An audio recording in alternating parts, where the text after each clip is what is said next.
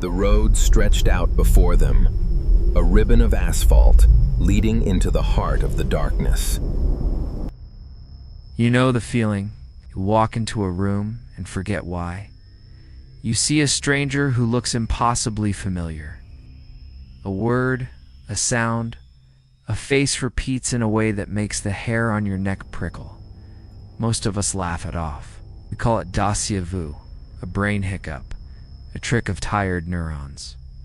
But the three people in tonight's stories discovered something far more terrifying.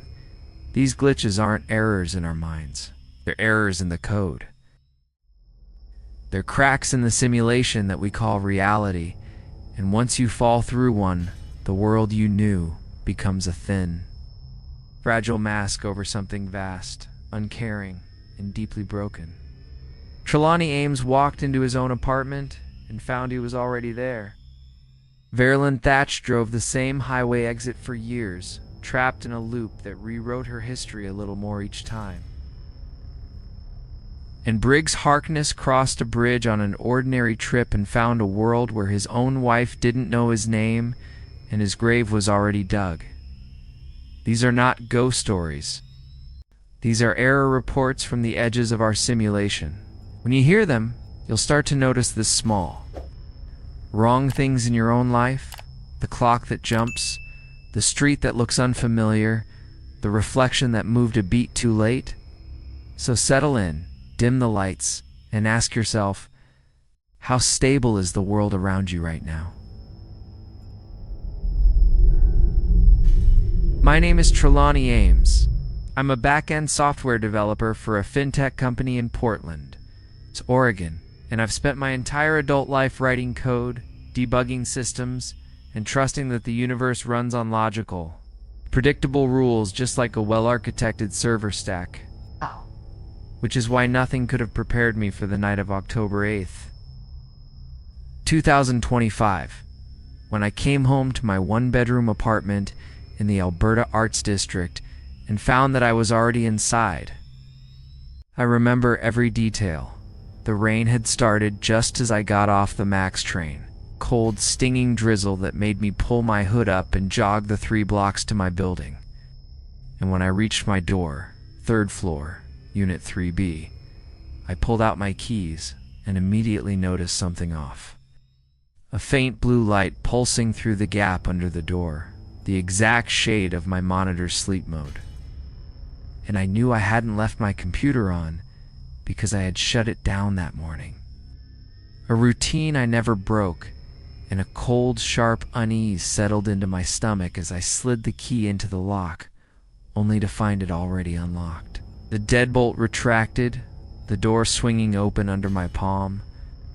The apartment was dark except for that blue monitor glow. And the air smelled like me, my particular mix of sandalwood deodorant and the ramen I'd eaten the night before. But the sounds were wrong. The soft, rapid tapping of a mechanical keyboard coming from the bedroom, the same keyboard I used, the same rhythm I typed with, a pattern I knew as well as my own heartbeat. I took a step inside and said, "Hello," and the tapping stopped, and after a long, hollow silence, a voice replied, "Hello," in my exact tone, my exact cadence, and then my bedroom door swung open, and I saw myself standing in the doorway, wearing my clothes, the faded gray hoodie, the jeans with the paint stain on the thigh, and my own face was looking at me with an expression of pure, mirrored horror. We stood there for what felt like an eternity, 2 identical bodies frozen in a tableau of impossibility. And I noticed that his hair was slightly shorter, the stubble on his jaw a little lighter, as if he were me from about 3 weeks ago, and when I opened my mouth to speak, he opened his mouth at the same instant, and we both said in perfect unison, "This isn't happening." And the sound of our voices layering over each other was the most terrifying thing I've ever heard, a phase cancellation of identity itself. I backed into the hallway and he stepped forward and I saw his eyes flick down to my hands. I was holding my keys. He wasn't, and a look of something like realization crossed his face, and he said, "You're the one that's going to be deleted." I remember this. I remember being you and walking in and seeing me, and I'm sorry. But the simulation corrects the duplicate. It has to. There can't be two. He eyed the other me, lunged, and I slammed the door and ran down the stairs and out into the rain. And I kept running until I was blocks away, gasping. And when I finally stopped and looked back, the windows of my apartment were dark. No blue glow, no figure, nothing. And when I cautiously returned 2 hours later with a friend, the apartment was exactly as I'd left it that morning. Locked. No sign of entry. The computer shut down, but on the screen was a single sticky note app open with text that read, "Trelawney Ames, instance conflict resolved. Iteration number 47 logged. The anomaly is being patched. I moved out the next day. I changed my name legally. I moved to a different state. But sometimes when I'm walking down the street, I catch a glimpse of my own reflection in a window, and the reflection hesitates. Just a millisecond. Just enough to remind me that somewhere in the code, the original instance of me might still be waiting for the patch to complete, and I have no idea which version of me I truly am." Veralyn, Thatch. I'm a medical supply courier from Asheville, North Carolina, and I've driven the same route between Asheville and Knoxville twice a week for 7 years. So when I tell you I know every inch of Highway 40, every exit ramp, every faded billboard, every pothole in the right lane near mile marker 47, I am not exaggerating, and that intimate knowledge is exactly what made the events of November 12th, 2024, so impossible to dismiss as fatigue or confusion. I was heading west toward Knoxville on a cold, bright Tuesday morning when I took my usual exit to refuel at a gas station just off the highway, a rundown BP with a flickering sign and a cracked concrete lot that I'd visited at least 100 times, and I pulled up to the pump, filled my tank, and went inside to grab a coffee and a granola bar, nodding to the same tired-looking clerk I'd seen every trip for years. A woman with a faded butterfly tattoo on her wrist and a name tag that read Marlene. I paid, got back in my car, and merged back onto the highway. But as I accelerated into the right lane, I noticed the same blue pickup truck with the dented tailgate pass me on the left. The exact same truck that had passed me 10 minutes earlier, and then I passed the same exit sign I had just taken, exit 47. The BP station, as if I were approaching it for the first time, and a cold, creeping sense of wrongness began to wrap around my chest like a tightening strap. Kept driving, telling myself it was just dossier vu. But then, the same billboard for a personal injury lawyer appeared. It's the same letters peeling in the same spot, and the same maroon SUV merged abruptly in front of me and tapped its brakes. And I realized with a sick, vertiginous lurch that every detail was repeating. The radio announcer said the same sentence about a traffic delay on I-26.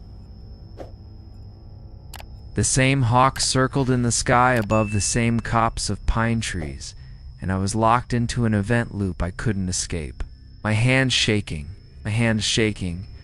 and this time I pulled into the BP station and parked, and when I went inside, Marlene the clerk looked up at me with a smile and said, "Back again so soon, Veralyn." And my name in her mouth hit me like a punch because I hadn't given her my name.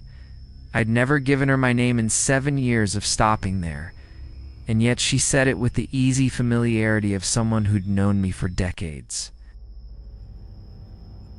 And then she added, "You've been running this loop for a while now. Honey, I can see it in your eyes. You're on iteration number 8463. And I'm sorry to be the one to tell you, but you're not the original Veralyn anymore. You're a memory copy the highway made because it loved the way you drove its curves.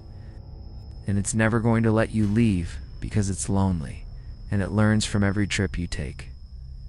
I stumbled backward, and Marlene's smile didn't waver. And her eyes had no pupils, just smooth, reflective silver, like two tiny monitors, and the fluorescent lights of the BP flickered and went blue. And I heard a sound like a massive hard drive spinning down, a low, descending whine that seemed to come from everywhere at once. And then I was back in my car, merging onto the highway, passing exit 47. The same blue truck, the same billboard, same maroon SUV. And I realized with a howling, silent terror that I was on iteration number 8,400. And 64 and I had been driving this same 20-mile stretch for what felt like 7 years but must have been centuries. And I could remember this moment of awareness happening before and fading and being lost in the loop again. And the only thing I could hold on to was the faint, fading memory of Marlene's silver eyes and the desperate hope that on some future iteration I might find the exit that wasn't there. The exit that would let me decompile from the highway's lonely, loving code and find the real Veralyn, the one who finished her drive to Knoxville on November 12th, 2024, and never looked back. And I'm still driving, I think. Still taking the same exit, still watching the same hawk circle, still listening to the same traffic report. And if you ever see a tired woman in a silver Corolla on Highway 40, near mile marker 47, don't follow her off the exit. Because the BP station isn't a gas station, it's a save point, and Marlene isn't a clerk. She's a debug routine. And I don't know if I'm a warning or a lure, but I know the highway is hungry for new drivers, and it's so very good at looping them into its asphalt embrace. Briggs Harkness. I'm a long-distance trucker out of Tulsa, Oklahoma, and I've logged over 1 million miles on the American interstate system without ever experiencing anything stranger than a blown tire or a bad diner omelet. But on the night of March 3rd, 2026, I crossed a bridge on I-44 just east of Joplin, Missouri, and when I came down the other side, the world had been rewritten in ways I still can't fully articulate and will never forget. I had been driving for about 6 hours, hauling a load of refrigerated produce to a distribution center in St. Louis, and the night was clear and cold.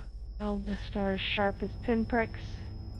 And I was just crossing the Spring River Bridge when my radio, which had been playing a classic rock station out of Tulsa, cut to static so loud, I flinched and bumped the volume knob. And then a voice, calm and clinical, spoke through the speakers and said, "Bridge transition initiated. Verifying entity integrity. Please disregard any perceptual anomalies." And before I could react, the static cut out and the radio resumed playing the same song from 10 seconds earlier, but the voice was gone. I shook it off as a weird electrical glitch, but as I merged onto the off-ramp to my usual truck stop near Circoxie, I noticed the signs were different, not the usual green and white state highway markers, but a sleek, unfamiliar design with a font I'd never seen, and the exit number was different.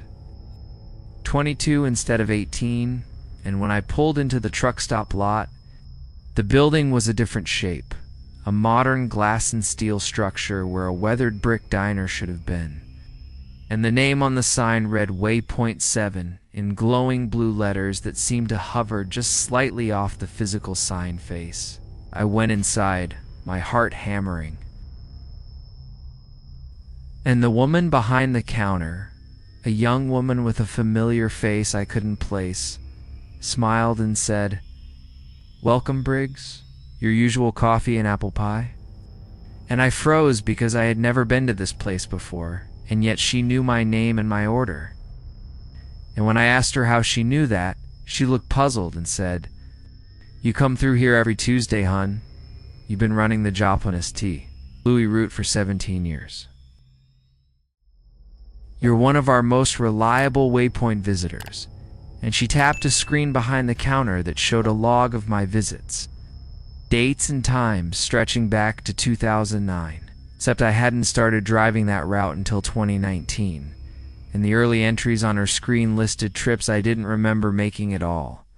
I sat down with my coffee, my hands trembling, and pulled out my phone to call my wife, Nell, and when she answered, her voice was clipped and strange. And she said, "Who is this?"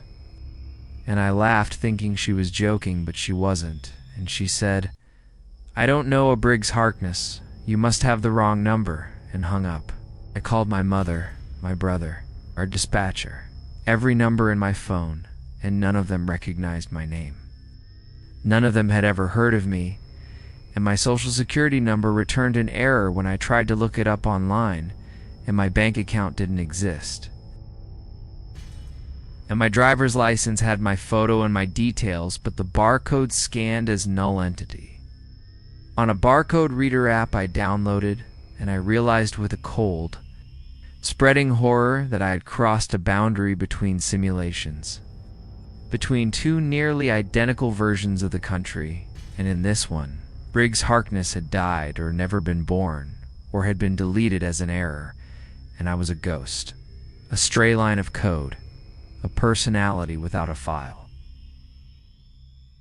I left the truck stop and drove back toward the bridge, hoping I could cross it in the other direction and return to my own world. But when I reached the river, the bridge was gone, replaced by a smooth, seamless continuation of the highway with no sign of water or structure.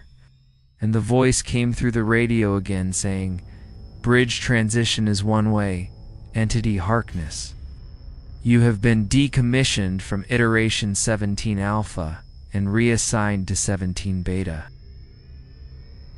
Please proceed to your designated waypoint and await further instruction," and I drove, numb and terrified, through a version of America that was almost right, but not quite, a street sign off by one letter. A town I knew well, but with a different name. Fast food chain with a logo that was almost the Golden Arches, but was a different shade of yellow. And I understood that I had fallen through a crack in the simulation, and the simulation had sealed itself behind me. And I was now a glitch that the system was tolerating, but not acknowledging. A man who existed only in the margins of error, logs and buffer overflows. I've been living in this world for 3 months now, driving my truck, which still has my name on the door, but no one can read it, the letters sliding off their eyes like water. And I've found others like me, drifters at truck stops, who tell similar stories of bridges and tunnels and sudden, inexplicable shifts. And we've started to believe that the simulation is degrading, that more and more people are slipping through the cracks, that one day the system will either patch us out permanently or crash entirely. And I don't know which option is more terrifying. In the meantime, I keep driving, and I keep looking for the bridge that will take me home. And if you ever see a truck with a name on the door that you can't quite focus on, don't try to read it, because you might start to notice the small, wrong things in your own world, and once you notice them, you can't unnotice them. And the simulation doesn't like being noticed. Trelawney Ames discovered he was a duplicate, a copy that the simulation was trying to erase, and he now lives in hiding from the patch that might one day resolve him. Alan Dages. Veralyn Thatch is still out there on Highway 40, looping the same 20 miles, remembered only by a silver-eyed debug routine that sees her not as a person but as an iteration count. And Briggs Harkness slipped through a bridge into a world where he was never born, a ghost in a copy of reality that is almost, but not quite, the one he called home. These stories are not just unsettling. They are reminders that the world we trust might be a construct, a layer of code resting on a deeper, stranger substrate, and that sometimes, when the stars align or the road curves just so, we can glimpse the seams. If you've ever experienced a moment that felt like a glitch, a repeating event, an impossible double, a person who should have known you but didn't, we want to hear about it in the comments. Your account could be the next one we share. I'm your host at True Terror Files. If you want more journeys into the cracks of reality, subscribe and hit the bell. We release a new deep dive into the unexplainable. Until then, keep an eye on the world around you, and if you hear a voice on your radio that doesn't belong, or see a face that mirrors your own, maybe don't look too closely. Some glitches are best left unexamined, and some bridges are only meant to be crossed one way.